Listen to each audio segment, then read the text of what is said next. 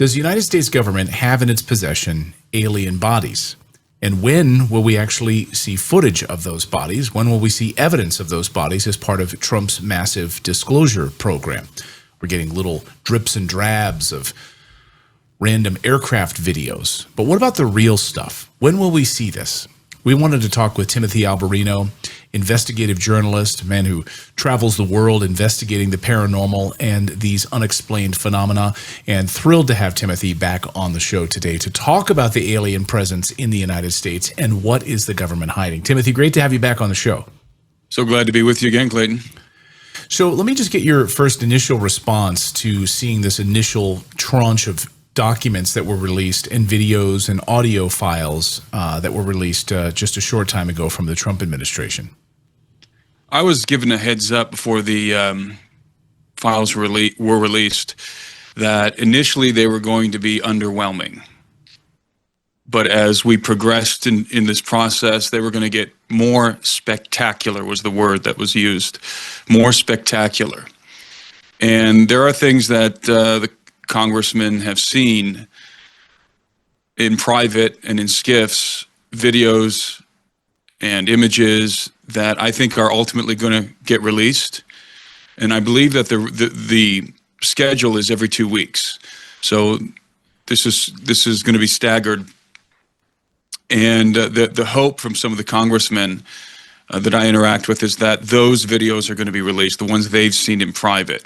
And if those are released, then you have Tim Burchett out there, for example, saying that it's going to be shocking to the American populace if some of what he's seen in private is released to the public. So it's not surprising to me that the first release was underwhelming. We're going to get, the first stuff we're going to get is the material that Arrow has had in its possession. Arrow is the Pentagon's, I would call it a sham UAP investigative body. Their office, they're investigating anomalous phenomena. And so some of what was released was stuff that Arrow had in their possession. Some of the stuff was nothing new, really. I mean, there was some new stuff, but a lot of it was previously released under the Freedom of Information Act by various people who've were able to get some of those videos. So it didn't surprise me that it was underwhelming. And I think we're just going to have to wait and see what comes in the next month. And I do believe that we are going to see that these files are going to be more spectacular as we move forward.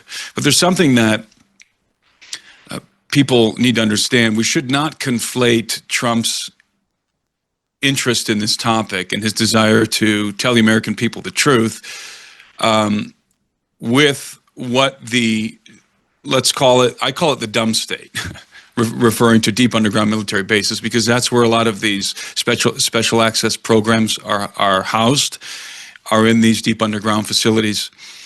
And the President of the United States does not have access to those facilities. The Secretary of War does not have access to those facilities. They're not read into these programs. And from my understanding,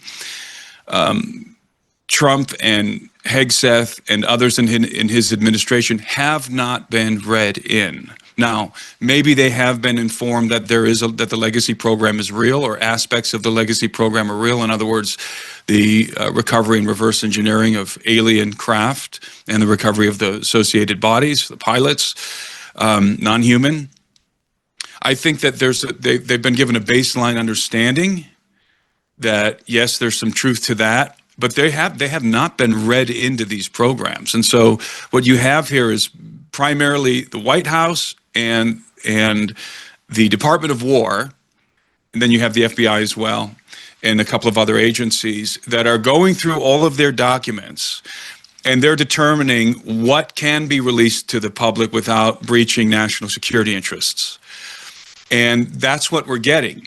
Now, what people are accusing the Trump administration of, many people in the UFO community, is that they're not actually telling us what they know. I don't agree with that. I don't think Trump knows much about this. I think Trump is just as interested to see what comes of this, what gets released, and what the American people make of it. And what I've been told is that the idea here from the White House is they're just going to give us everything that they can find that doesn't conflict with national security interests, and they're going to let the American people determine what this means. And the way it was phrased to me is they're going to let the American people draw the right conclusions, right? So in other words, I think the idea is that at the level of the government or the White House, certainly, that they understand this is real. They understand this is non-human.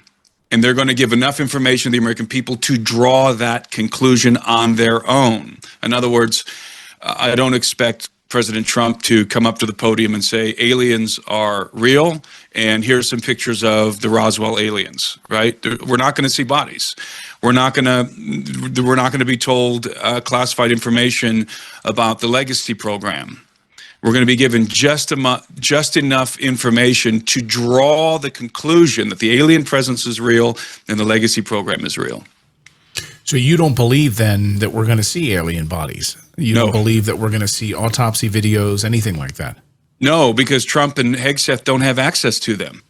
And Patel, they don't have access to that information.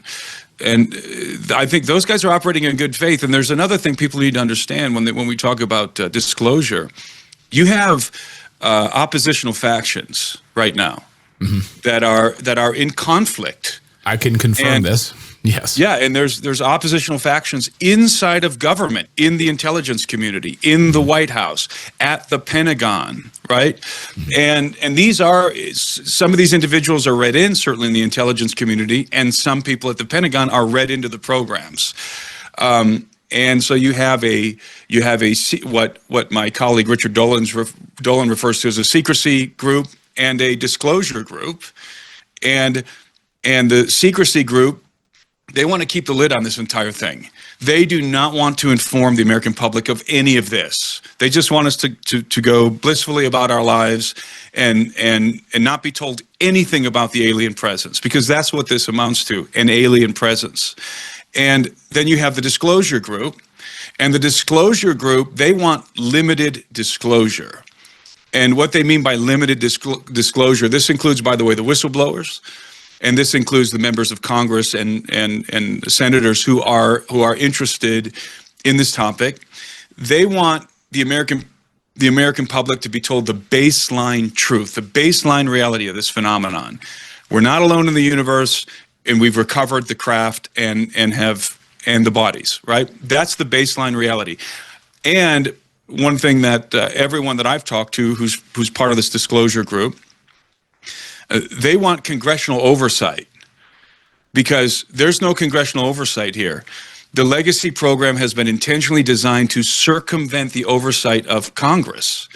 So you have, and it's using, in part, it's using our money to do it, right? So you have this entity in various programs that are largely housed in the aerospace contractors, private companies, right? With limited oversight from the Air Force, the Navy, the Department of Energy, and the CIA, among other organizations. But those are the big four. Limited oversight, right? Completely compartmentalized. Nobody's, so very few people have the whole picture of what's going on. And what you have at this point is you have rogue elements. There are elements of this thing that have just gotten out of control. So now we have what are called ARVs, alien reproduction vehicles, ARVs, that have been derived from non-human technology from the crash retrieval program, and we've created our own flying saucers at this point, and we're using them to do utterly nefarious things. And when I say we, I don't mean the United States government necessarily. I mean these rogue elements, this so-called breakaway civilization that's in possession of this advanced technology and are using it to do all kinds of dastardly things like human trafficking and who knows what else, genetic experimentation. I've heard all kinds of things behind the scenes. So you have this battle going on, secrecy faction, don't tell the American people anything, disclosure faction, limited disclosure. That battle that's playing out right now. And the Trump Trump and Hegseth and Patel are on the limited disclosure side of this thing, along with Congressman Eric Burleson, Tim Burchett, Anna Paulina Luna, and others, right? That's the disclosure faction. And there's people within the government, within the intelligence community, within the Pentagon, who do want to tell the American people the baseline truth. But they're getting blocked. Tulsi Gabbard, for example, is on the disclosure side. I can confirm to you that efforts, even at that level of the DNI, are being blocked and hindered and obfuscated. Information is being obfuscated even when the inquiries are official, like directly from the DNI. And they've been given access. Certain congressmen have been given limited access to some of these bases, where some of these facilities, where these unacknowledged access programs, special access programs are being developed.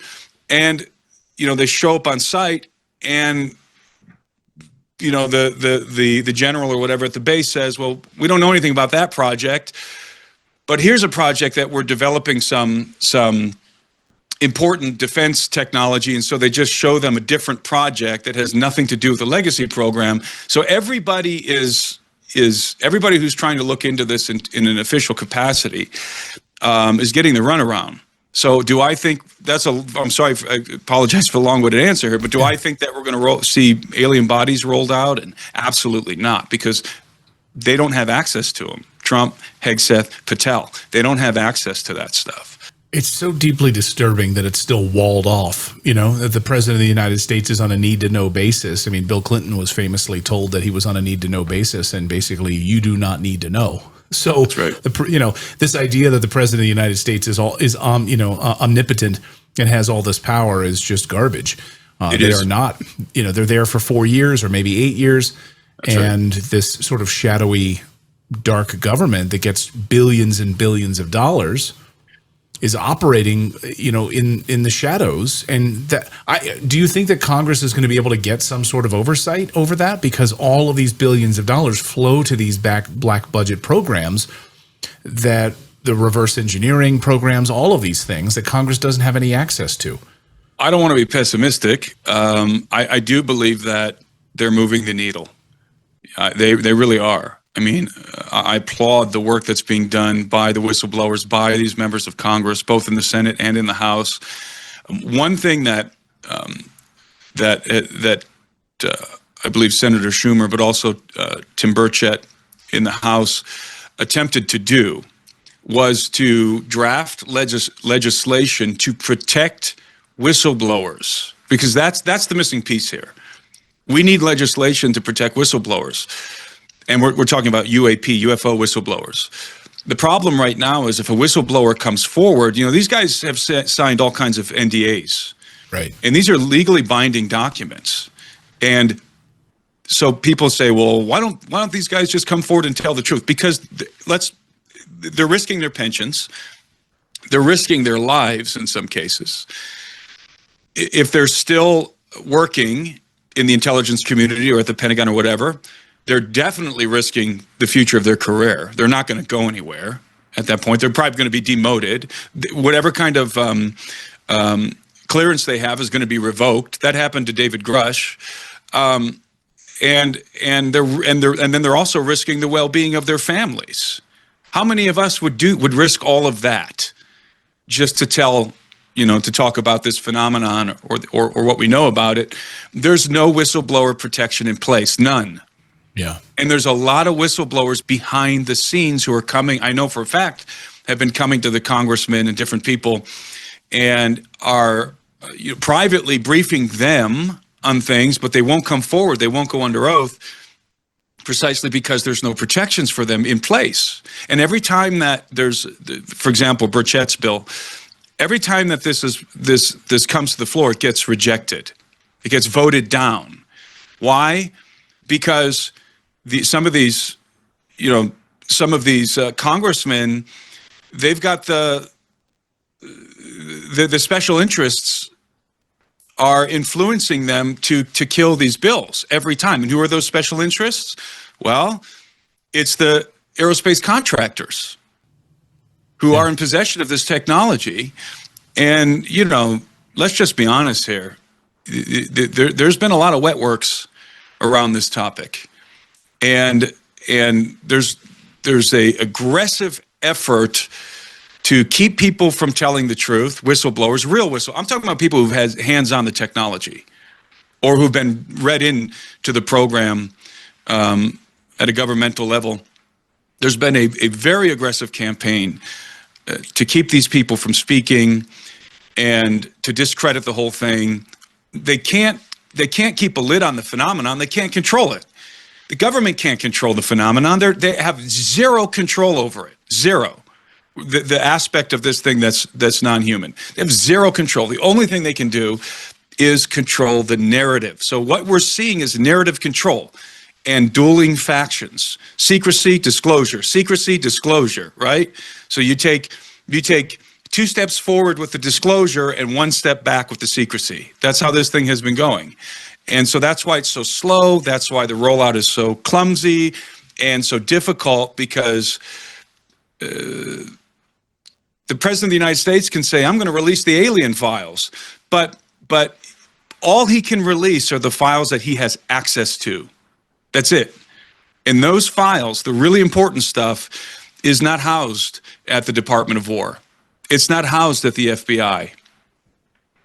It's not housed at DNI, right? This is largely, because of the Freedom of Information Act, largely been sequestered into the private sector, this information.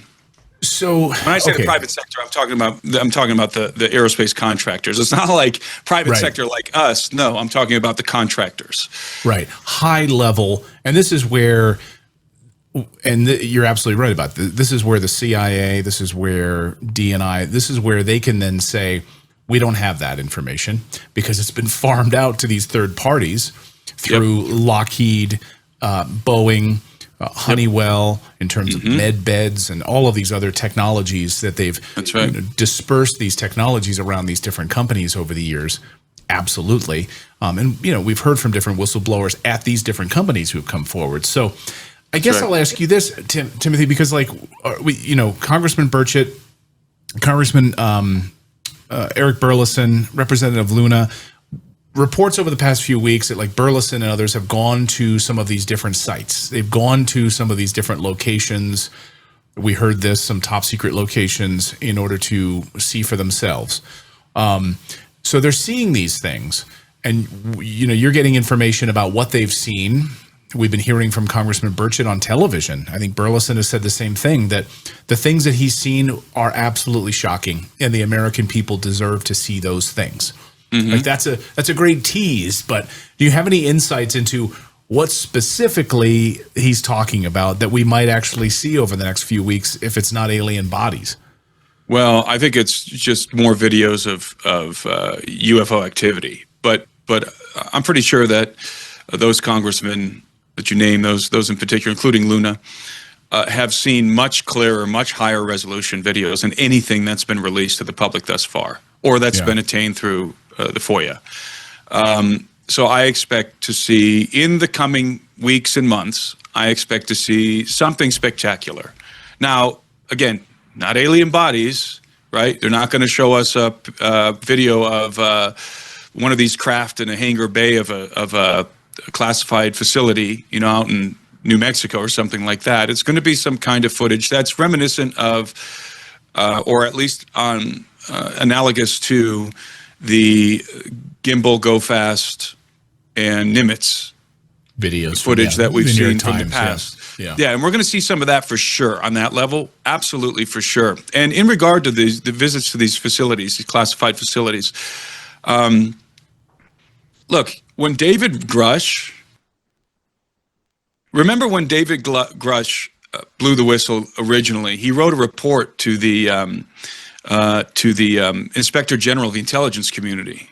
So he wrote a report, and he wrote in that report everything he was going to say, everything he was going to expose. That went to the Inspector General. As soon as that report went into the hands of the Inspector General, they already knew the game plan coming from Grush. They knew what he was going to expose, what he was going to say.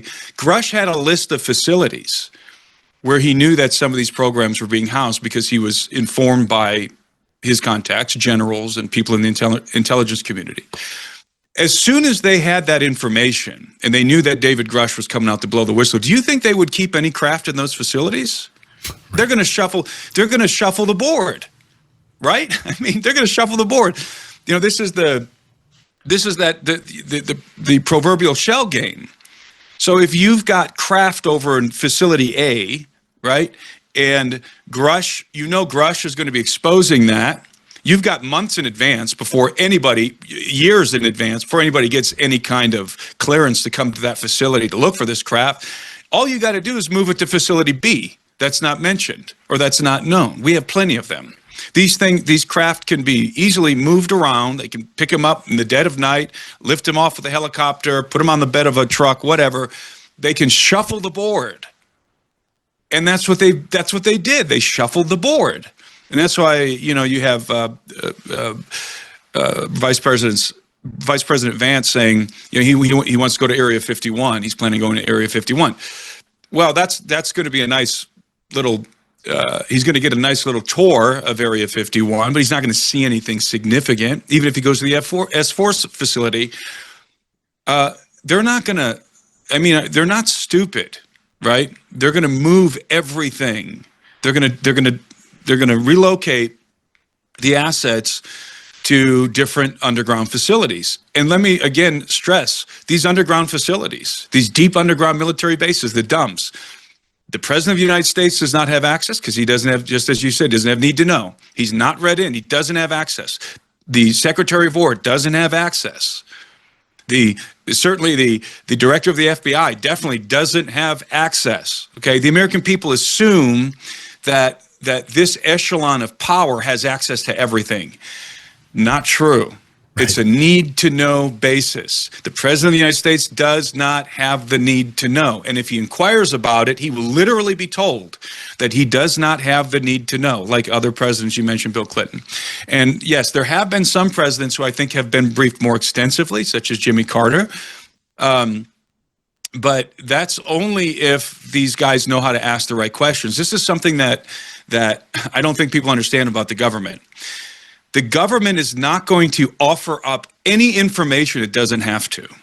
So if your questions are not specific and targeted using the right terminology, if you don't have the names of the operations, then all they're going to say to you when you make the inquiry, and this goes for not just UFO stuff, this goes for inquiries into the Smithsonian about the bones of giants and everything.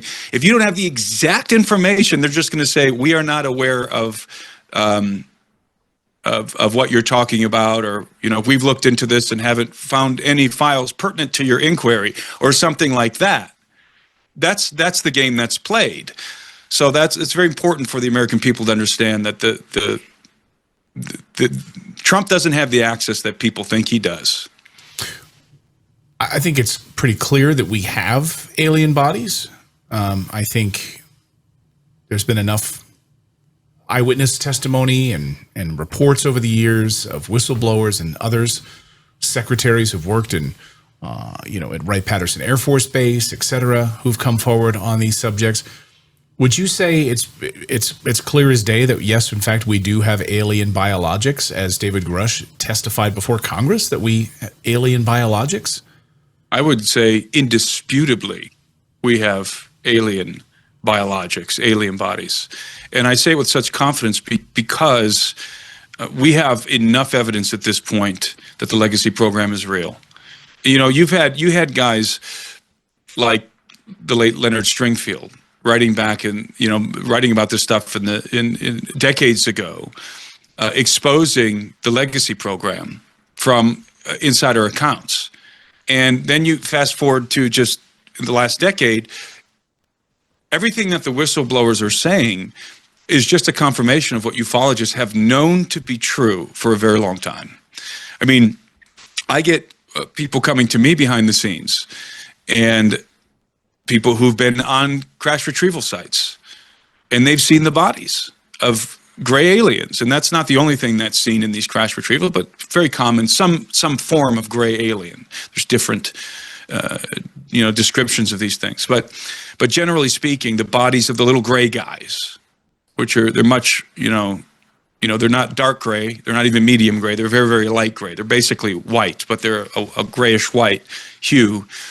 And in one case, the gentleman told me that he was on a crash retrieval site and the bodies were just dismembered, laying all over the place. And there's this clear, transparent liquid that comes out of them. It's kind of like their blood, but it's not red like ours. It's transparent.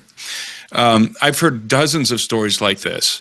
And when you add all of this, and yes, it's anecdotal. Some of it's firsthand, some of it's secondhand, but there's a mountain of this kind of stuff, as you know. There's a mountain of this kind of stuff. And then you have, I'm sure you saw the Age of Disclosure film, and then you have all of these different officials from the government, from the intelligence community, who are looking in the camera and basically telling you in no uncertain terms, yeah, we've got the craft and bodies. We've got them. Yeah. And so when you add all of this together, and then of course you throw in the abduction phenomenon, in which is a layer of evidence nobody really ever deals with, but it's physical evidence. It's evidence that lends itself to scientific inquiry. To me, it's overwhelming. That's why I would say it's indisputable. It's if you take the time to look and inform yourself, and if you have a deeper knowledge of the phenomenon than just browsing social media, it becomes immediately apparent that we've got the craft, we've got the bodies in our possession in some capacity, and who knows whether it's at Wright-Patterson Air Force Base, or it certainly was years ago, but as you mentioned, shuffling the board, moving these bodies around, who's studying them, and why does the government not have access to this? David, the government does have, I don't want to make it sound like the government doesn't have, there is limited oversight. You have individuals. I was with somebody recently who's, I'm going to be very careful and protect this man at all costs, but he was read in, and I'm not even going to say which branch of the military he worked for, but he at some point in time he worked at the Pentagon, and he had eyes on some of these programs in his capacity at the Pentagon, and he was briefed and read in by his superior generals.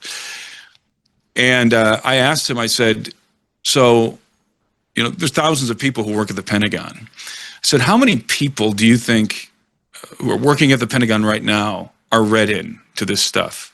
He thought about it for a minute, and he said 20 people. I was going to say 5. That sounds about right. Actually, I always thought it was somewhere between 10 and 20, but and then wow. And he was.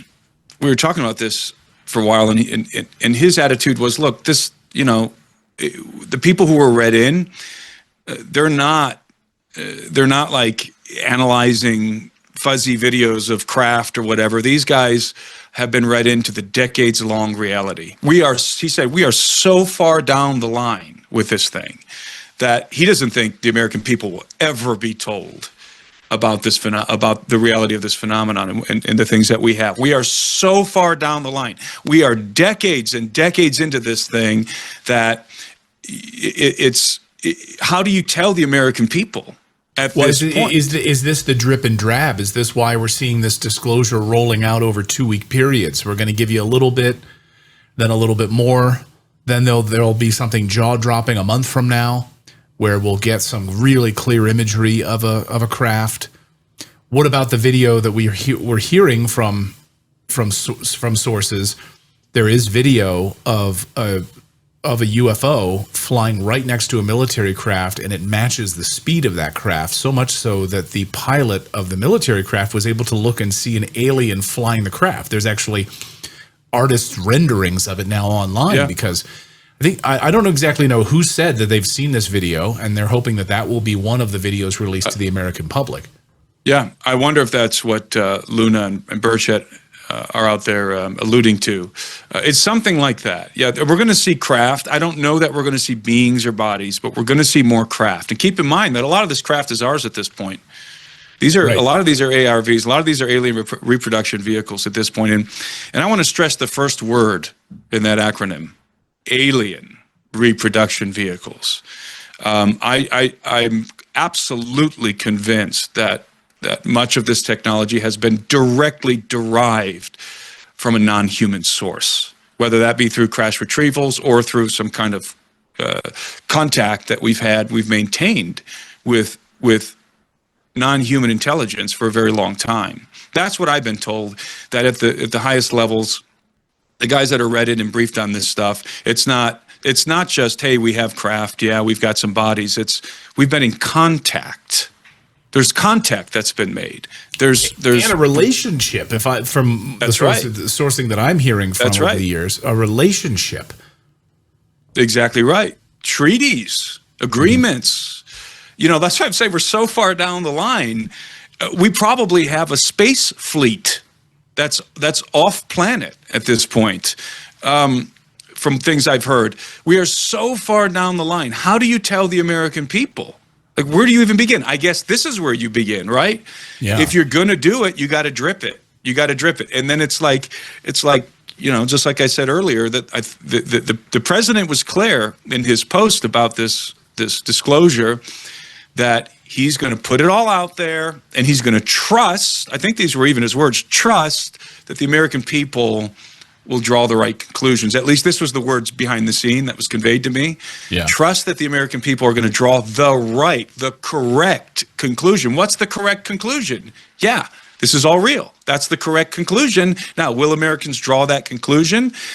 Some of us will, but you know, there's a lot of there's a psyop narrative, a very persistent psyop narrative out there that all of this is just, you know, Project Bluebeam, or this is just smoke and mirrors to distract us from this or the other.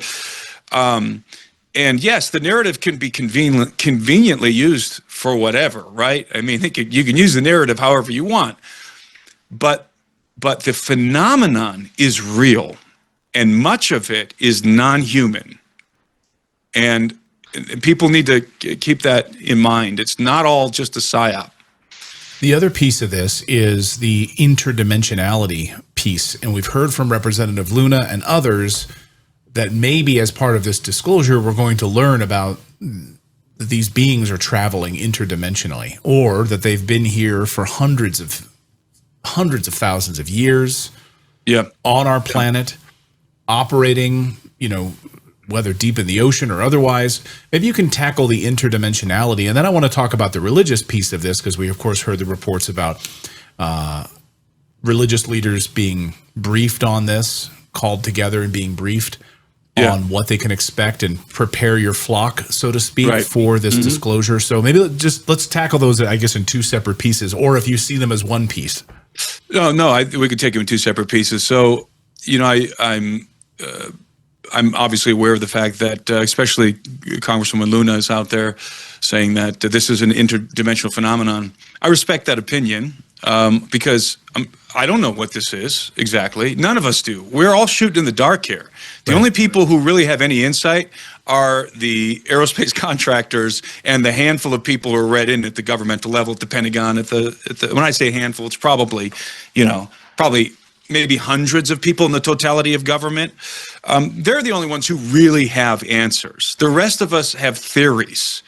I've never touched a craft. You haven't touched a craft, as far as I know. I've never seen a body. You haven't seen a body. I mean, we have theories. And that goes for the congressmen as well. They have theories. I know because I talked to them about this. They have theories. And I've been, you know, all of them have, and I think they're all very interesting theories. I think they're all very plausible theories.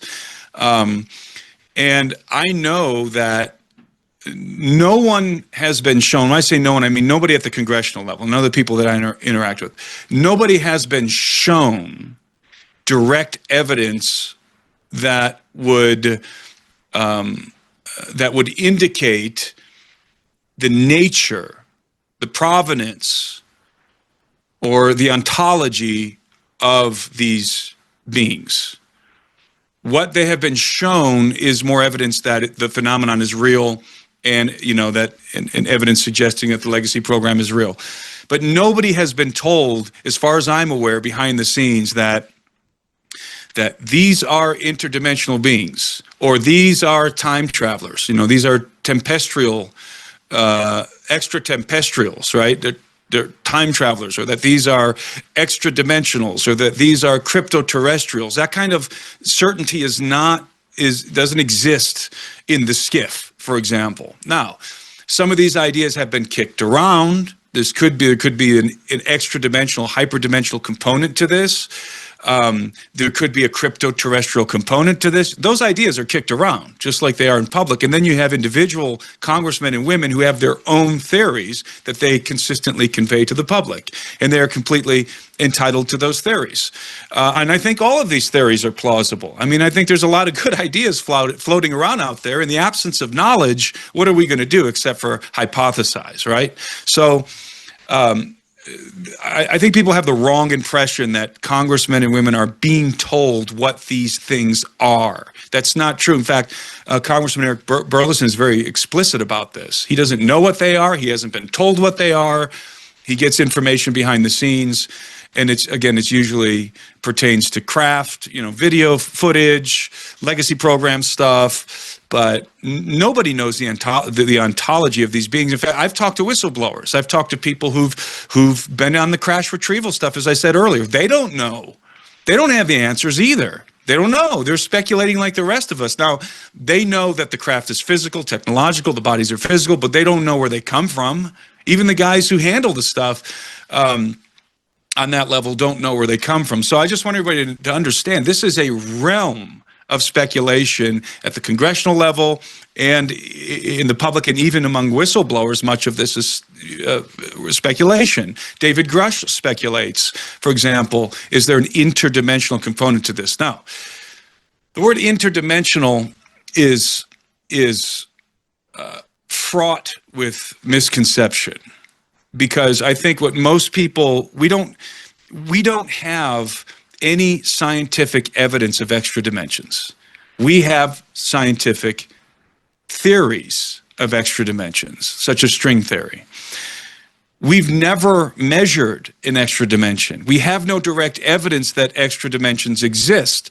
A lot of great mathematicians, a lot of great physicists postulate extra dimensions in their theories and are themselves convinced that they must exist. I myself subscribe to the hyperspatial theory of the universe, which says that there are extra dimensions that we cannot directly perceive.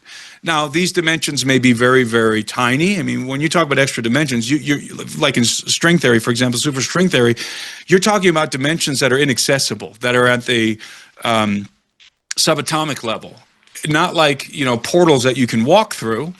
But even according to relativity, Einstein, within the framework of general relativity, he posited that you could create a bridge from one part of, this is an important distinction, one part of our universe to another part of our universe. We're staying within our universe, but you could create a dimensional gateway, an Einstein-Rosen bridge, to connect two distant parts of the universe by folding the space-time, right? So that requires an extra dimension, to fold it into an extra dimension. You see what I mean? So you fold space-time into that extra dimension. It's like taking, I don't have a piece of paper in front of me, taking a piece of paper that's flat, and then you fold it, you put your pencil through it.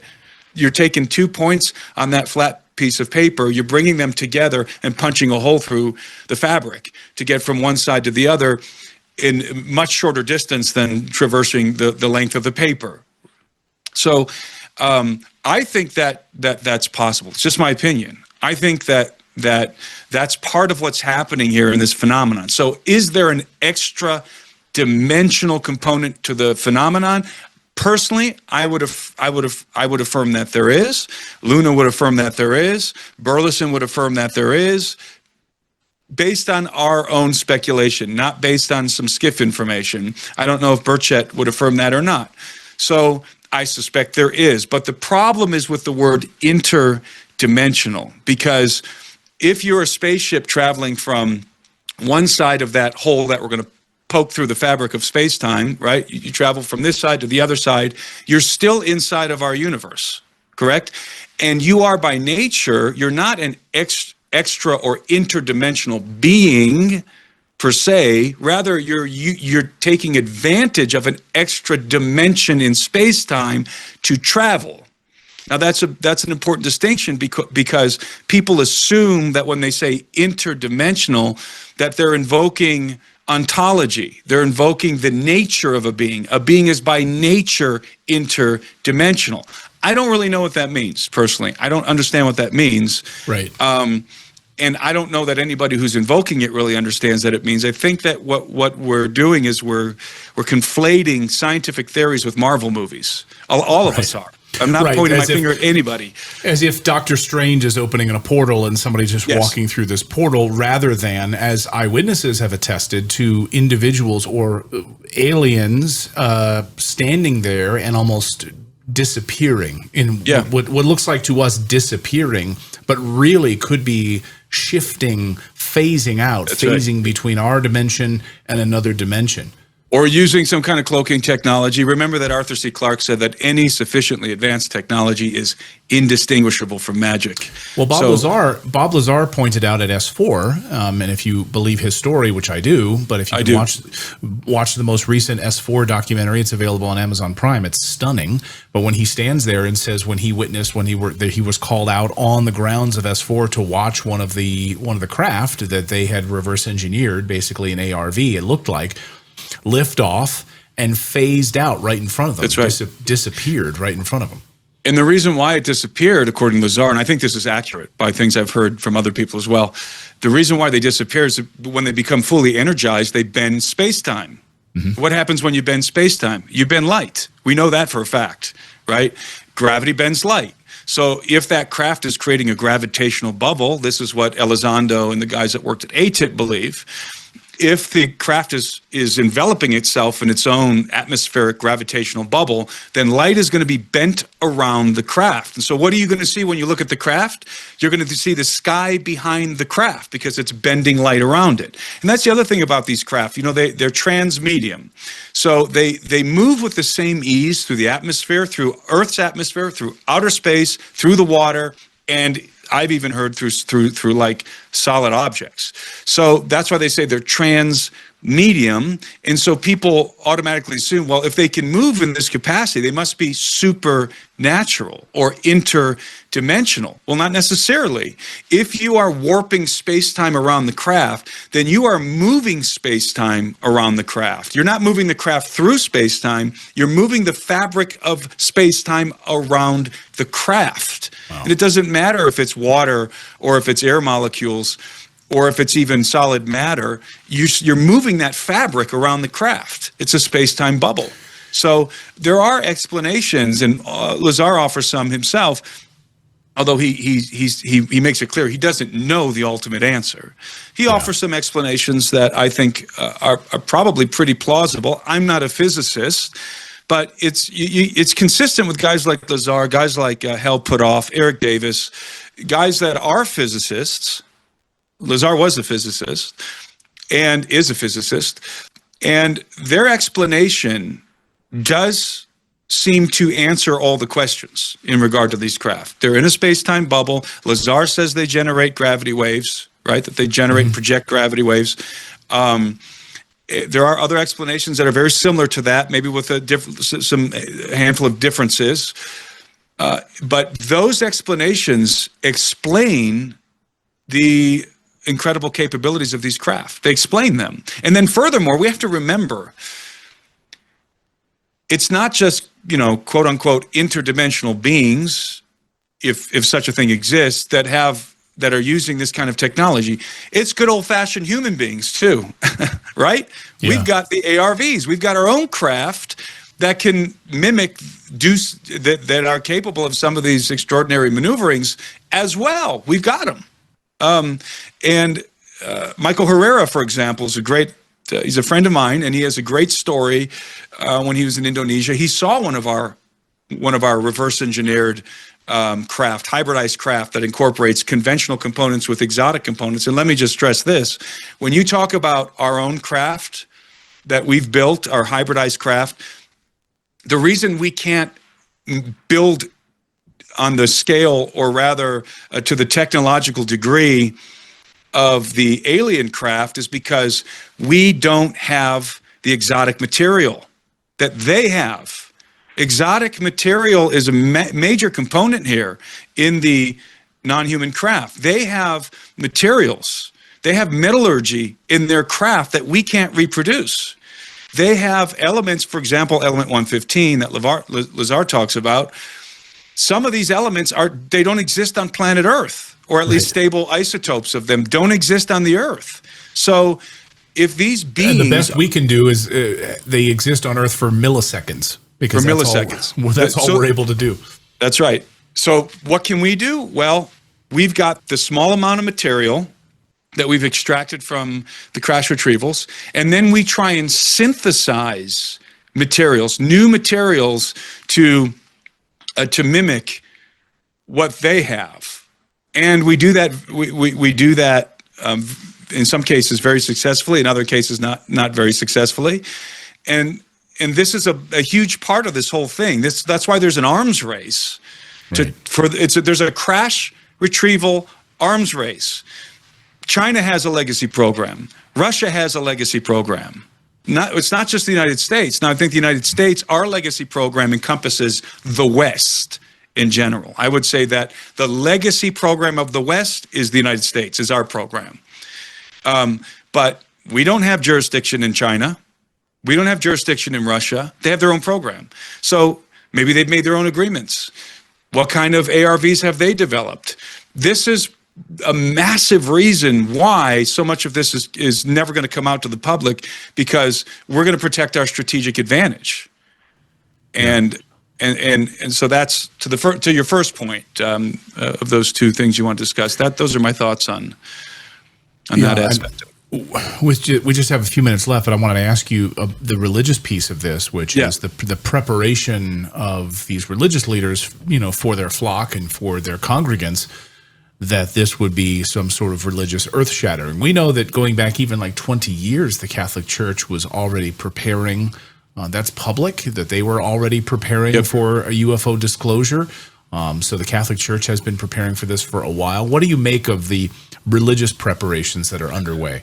So the story about the so-called pastor briefings has been, I would say, conflated and inflated in the media, and by the individuals who were involved. And by the individuals who were involved, some of them. So there seems to be two things happening here, two stories that are being mixed up, and one of those stories seems to pertain to your bigwig evangelical prosperity gospel types like Paula White. Paula White, as we all know, is a spiritual advisor to Donald Trump. She has access to the White House. She's friends with Trump and with people at the White House in general. So Paula has made some statements that give me the impression that she's going through some ontological shock right now. So she's been told something by somebody. I suspect somebody in the White House is communicating to her and her group. Now, who else is part of her group? I don't know. The pastors that she appears with the president, probably. I think she has been officially briefed in some capacity, her and her group, and that's baseline. It would just be baseline. The phenomenon is real, non-human beings, crash retrieval, stuff like that. Now, this other group in Tennessee, this is the one that most people are referring to when they talk about this. I know some of the guys involved in that, but I know the briefers. I'm friends with the briefers. I've been extensively briefed by these guys, and I should probably place the word brief in quotation marks, because the vast majority of what these guys share is public domain stuff. That's the vast majority, and half of what these guys do is on the child trafficking front. They actually, I've been on the phone with them the last few days. They actually want me to convey that they have nothing to do with the government. This is not an official government briefing that any of these pastors are getting. This is a private UAP, human trafficking investigative organization they're privately funded. There's some ex-military guys in there. There's different kinds of professionals in there. They're focused probably primarily on the human trafficking side of things. And I think they're doing great work on that front, by the way. They want to remain anomalous, but within that group, there's a handful of them that happen to be Christians. And these guys have taken it upon themselves, apart from the organization that they're a part of, they've taken it upon themselves to reach out to various Christians, in the influencer space on social media. And their objective is to, this is what they told me and what they tell these other guys as well, is to convey the reality and the gravity of the UAP phenomenon. And being Christians themselves, they want to encourage pastors and Christian leaders to prepare people for disclosure. And they believe that there's a deception coming, and they've got different theological views. But none of their theological views are the result of insider information. Okay, let's be clear. None of this group's theological views have anything to do with being read into anything. Okay, they're just opinions.